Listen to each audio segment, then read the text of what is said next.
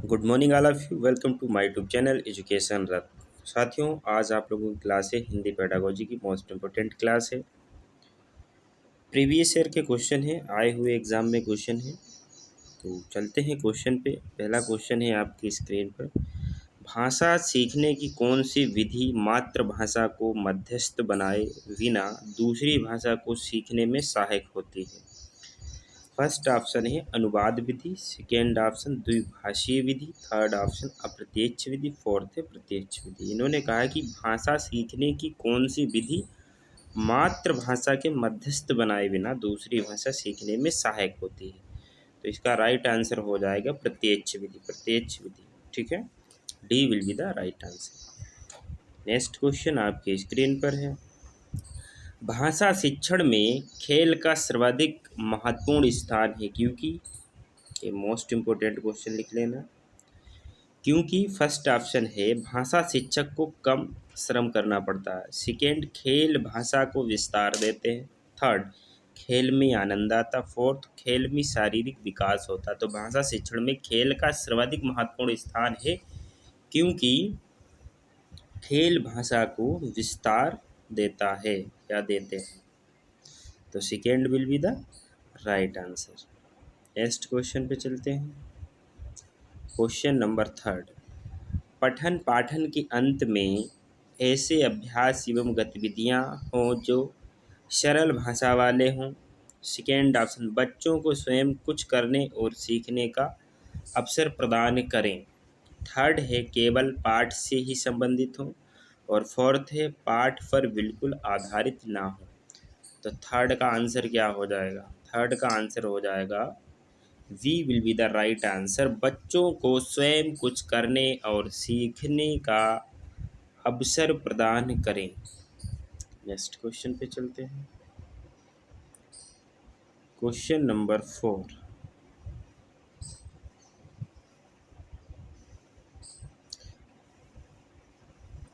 Five. प्राथमिक स्तर पर बच्चों की पठन क्षमता का आकलन करने में किस प्रकार की सामग्री सर्वाधिक महत्वपूर्ण है? फर्स्ट ऑप्शन आतंकवाद पर आधारित निबंध, सेकेंड ऑप्शन है बाल साहित्य की कोई संवेदात्मक कहानी, और थर्ड है पाठ्य पुस्तक, फोर्थ औपचारिक पत्र। तो फिफ्थ का राइट आंसर हो जाएगा सेकेंड, बाल साहित्य की कोई संवादात्मक कहानी। नेक्स्ट क्वेश्चन पे चलते हैं। Question number six.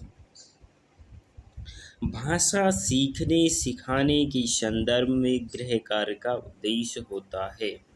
इसकी बात की गृह कार्य का उद्देश्य होता है। फर्स्ट सीखने का विस्तार देना, अभिभावकों को प्रसन्न करना, बच्चों को कार्य में व्यस्त रखना और कापियाँ भरवाना।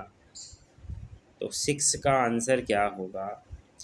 First will be the right answer कि सीखने को विस्तार देना। नेक्स्ट क्वेश्चन पे चलते हैं। Question number 7। किसी भी भाषा पर अधिकार प्राप्त करने के लिए सबसे महत्वपूर्ण है शब्दों के अर्थ जानना, सेकेंड उसे भाषा की बात संरचना जानना, उसे भाषा का अधिक से अधिक प्रयोग करना, और फोर्थ उसे भाषा का व्याकरण जानना। तो 7 का आंसर क्या हो जाएगा? C will be the right answer, उसे भाषा का अधिक से अधिक प्रयोग करना। नेक्स्ट क्वेश्चन पे चलते हैं। Question number 8। पढ़ने की संस्कृति के विकास के क्रम में डॉट डॉट पठन को प्रोत्साहित किए जाने की आवश्यकता है। व्यक्तिक, स्वस्वर, मौन या सामूहिक? तो 8 का आंसर क्या हो जाएगा?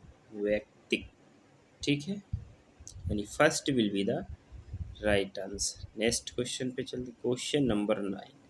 भाषा की पाठ्य पुस्तक में सबसे महत्वपूर्ण पक्ष है।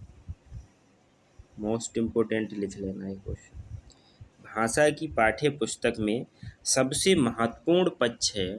फर्स्ट ऑप्शन आकर्षण चित्र, सेकेंड पाठकों का उद्देश्यपूर्ण चयन, थर्ड अभ्यास की बहुलता, फोर्थ कागज की गुणवत्ता।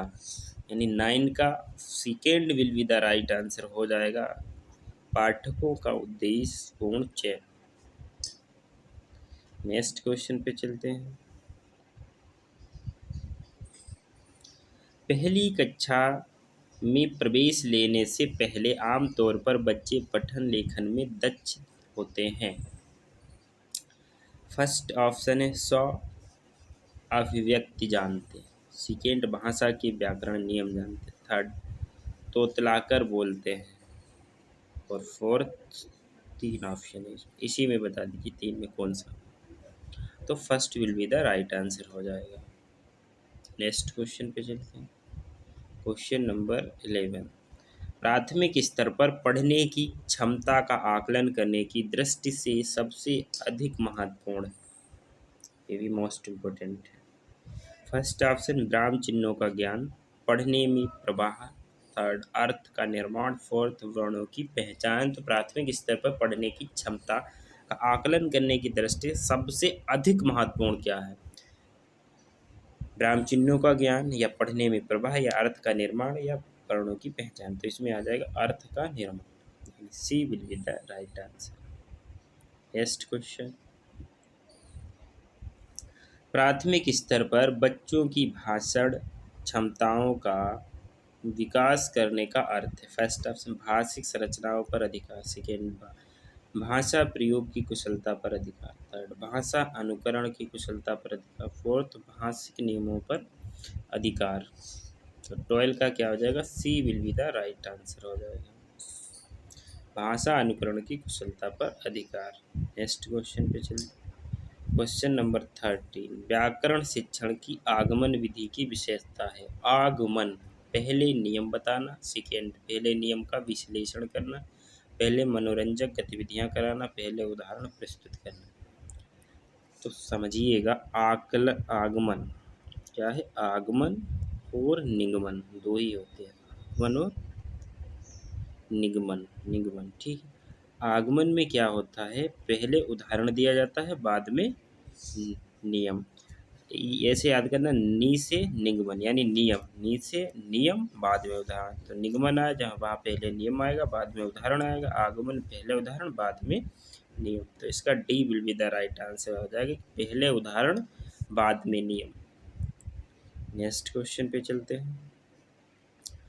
क्वेश्चन नंबर 14, कविता कहानियाँ पर चर्चा करने एवं प्रश्न पूछने का उद्देश्य।